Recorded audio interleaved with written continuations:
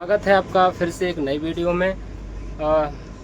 मिलेंगे एक नए पॉइंट्समैन से जिनका नाम नेहा मैडम है, तो कुछ चर्चा करेंगे उनके बारे में। राधे राधे दोस्तों। तो आशा करती हूँ कि आप सभी तो ठीक होंगे।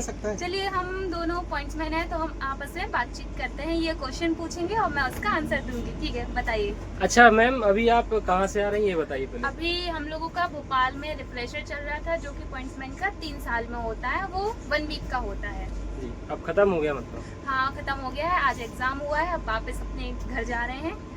तो एग्जाम में किस टाइप के क्वेश्चन आते हैं? एग्जाम में मतलब जो हम लोगों की वर्किंग होती है वो पहले पढ़ाया जाता है 5 दिन तक, और लास्ट डे में एग्जाम होता है, उसी से रिलेटेड क्वेश्चन होते हैं। अच्छा मैम, आपको 3 साल पूरी हो चुकी है रेलवे में। हाँ।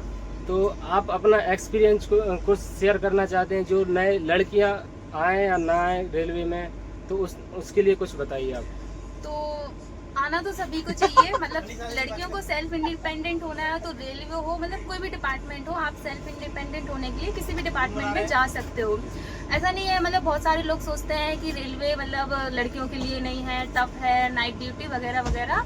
तो अगर आप में क्षमता है तो आप बिल्कुल आइए, बिल्कुल करिए, कोई नहीं होता है ऐसा कुछ। और आपका डिपार्टमेंट भी सपोर्टिव होता है, मतलब ऐसा नहीं है कि आप आ गए हो तो लड़की है तो बाकी सपोर्ट करते हैं, जहाँ जैसे जिससे बनता है वैसे सपोर्ट करते हैं। नाइट ड्यूटी भी होती है तो आपकी सुरक्षा भी होती है, मतलब आ सकते हैं, कोई दिक्कत नहीं है। आप सेल्फ इंडिपेंडेंट होने के लिए आइए। उसके बाद आप चाहते हो अगर आगे एग्जाम निकाल के जाना चाहें तो आप बड़ी पोस्ट पे जा सकते हो, लेकिन ऐसा कुछ नहीं है कि लड़कियां नहीं आ सकती हैं, बिल्कुल आइए।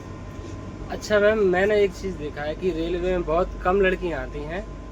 तो मतलब जैसे आपके स्टाफ में ही आप देखोगे कि पूरा स्टाफ आपका बॉयज है, आप केवल गर्ल हैं। तो इस स्थिति में आपको कुछ ऐसा नहीं लगता कि नहीं होना था यहाँ या और कहीं होना था?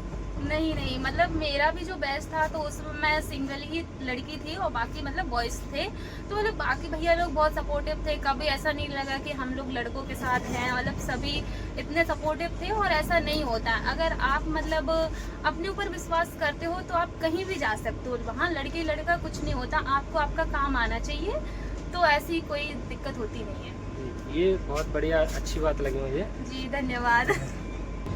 अच्छा तो मैम, अभी जो पीईटी आने वाली हैं 2026 में ग्रुप डी की, तो उसमें जो गर्ल्स हैं वो कैसी तैयारी जारी रख सकती हैं, उसके लिए कुछ टिप्स दो उनको। कोई गर्ल्स जैसे देख रही हो तो उसके लिए। तो मैं इसमें यही बताना चाहूँगी कि जो भी गर्ल्स या बॉयज़ हैं तो सबका एक टाइम लिमिट दिया है रनिंग के हिसाब से। बॉयज़ के लिए, गर्ल्स के लिए आपको वो कवर करना है।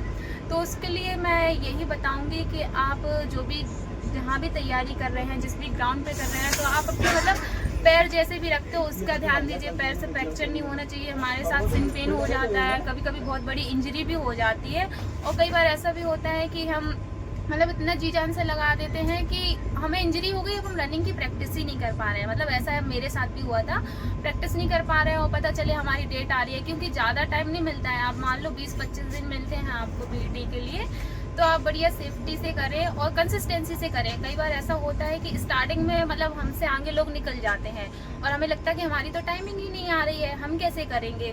देखो, जो हम यहाँ तैयारी कर रहे हैं और जो हम ग्राउंड पे करेंगे, दोनों में बहुत डिफरेंस हो जाता है। कई बार लोगों का यहाँ आ जाता है, वो ग्राउंड पे नहीं कर पाते हैं, घबरा जाते हैं। तो आपको घबराना नहीं है, पेशेंस से करना है, यहाँ पे भी वहाँ पे भी। बस आपको अपने ऊपर ध्यान देना कि हमको वो टाइम में कवर करना है, तो आप उसी तरह करिए। आगे पीछे कौन दौड़ रहा है उसको छोड़ो अपना। और जब वहाँ रनिंग करेंगे तो जैसे सर्कल में होती है, तो सर्कल में रनिंग होती है, कई बार क्या होता है कि हम भूल जाते हैं कि कितने सर्कल हमने काउंट किए। तो वो आप माइंड में याद रखना, जैसे भी 1000 है तो 250 का, 400 का, जो भी उनने सर्कल बना रखा हो, तो आप वो काउंट किए कि आपने वो अपने पूरे सर्कल कवर किए या नहीं। कई बार होता है कि हमारे आगे वाले पहुंच गए हैं, ठीक है, अब हम सोचें कि उनके कवर हो गए तो हमारे भी हो गए, लेकिन ऐसा नहीं होता है। हो सकता है हम उनसे पीछे हो, तो अपना टाइम देखिए और अच्छे से तैयारी करिए। फिर अब जब कभी भी मिलेंगे तो आपसे आगे की चर्चा हम जरूर करेंगे। आपको कुछ फाइनली कुछ बोलना हो वीडियो में तो बताइए। फाइनली तो यही बोलना है कि हम सब लोग इस पोस्ट से आगे बढ़े, सभी मतलब इतनी तैयारी करेंगे कि अब जब अगली बार मिले तो इस पोस्ट से चेंज होके मिले। ठीक है, तुम्हारे लिए बेस्ट ऑफ लक और मेरे लिए भी।